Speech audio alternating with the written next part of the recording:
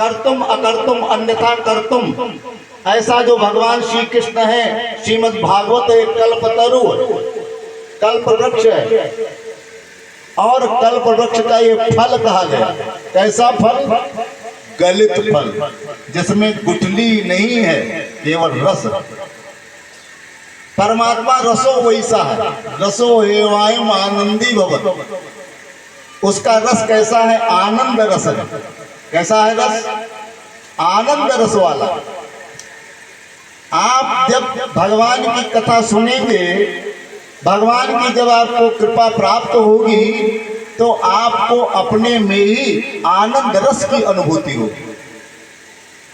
उस आनंद के लिए किसी वस्तु की जरूरत नहीं, पैसे की जरूरत नहीं, किसी धन की जरूरत नहीं, किसी मंच की जरूरत नहीं, किसी भोग विलास की जरूरत नहीं। वो अपने आप से आनंद अपने अंदर में प्रकट होता है।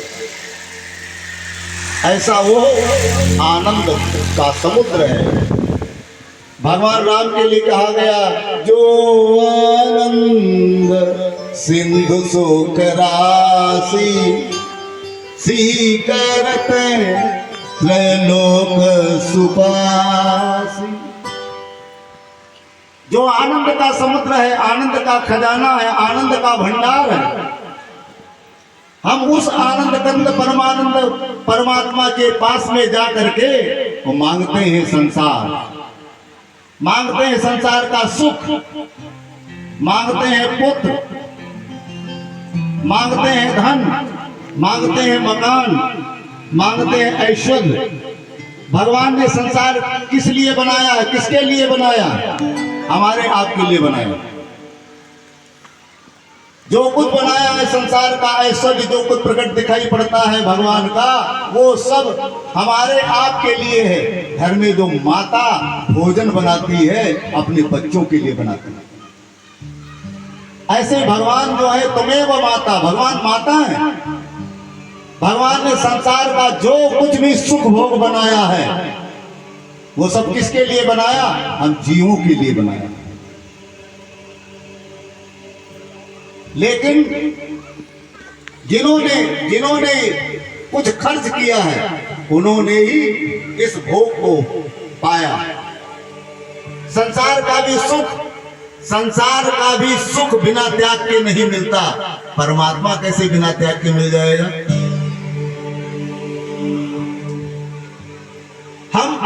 हम जब जब भगवान की भक्ति करते हैं, जब जब भगवान की स्तुति करते हैं, तो हम संसार को मांगते हैं, और ये संसार हमारे बीच में बाधा है, मुक्ति में बाधा है।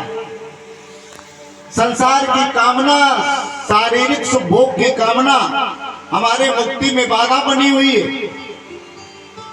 आप बताओ, शारीरिक सुख चाहते हो कि नहीं चाहते हो? बोलो बोलो बोलो बोलो। सुख चाहते हो कि नहीं चाहते? अब कोई हाथ नहीं उठाएगा। शारीरिक सुख सब चाहते हैं। अब हमने कहा शारीरिक सुख जब चाहते हो, तो भगवान जो है वो कृपा नहीं करता। समझे कि नहीं? अगर कृपा करता होता तो महाराजा मनु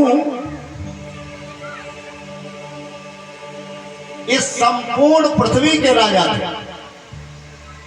लेकिन उन्होंने विचार किया, होई न विषय विराग, भवन बसत भा चौथपन, हृदय बहुत दुख लाग, जन्म गयो हरि भगत बिन, परबस राज सुतैन पदीना, नारी समेत गवन बन कीना, तीरथ बर नैमिष विख्याता, अति पुनीत